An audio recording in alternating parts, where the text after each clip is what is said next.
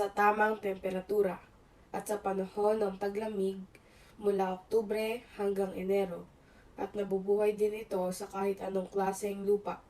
Mas maganda kung gagamit ka ng mas matataba na lupa o maglagay ng compost para maganda ang resulta ng laman ng sibuyas. Sa sibuyas or onion bulb, ang tawag nito, at meron tayong tatlong klase tulad ng red onion, white, at yellow. Pero lahat ng mga yan ay isa lang ang proseso ng pagtatanim.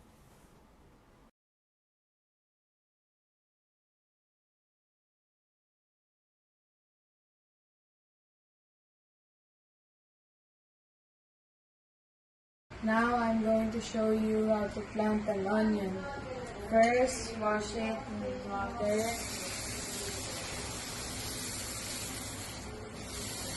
Then second, take the water out. Then third,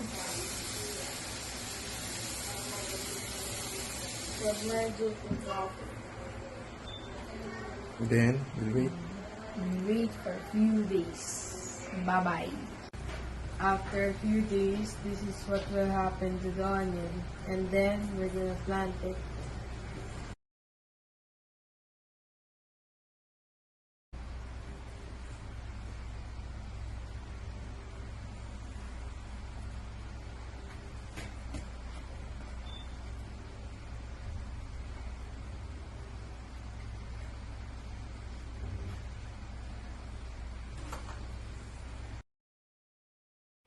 Ang sibuyas, onion sa Ingles, cebola sa Kastila o lasuna mula sa Sanskrito, ay isang uri ng halamang gulay na ginagamit sa pagluluto.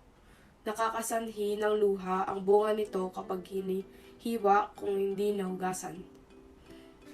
Ang mga sibuyas ay may antioxidant at anti-inflammatory properties. Tulad ng maraming mga gulay, ang mga sibuyas ay naglalaman ng antioxidants. Ang compounds na ito ay nakatutulong na labanan ang free radicals sa pamamagitan ng pag-delay ng oxidative na pinsala na maaaring mangyari sa cells at tissues ng katawan.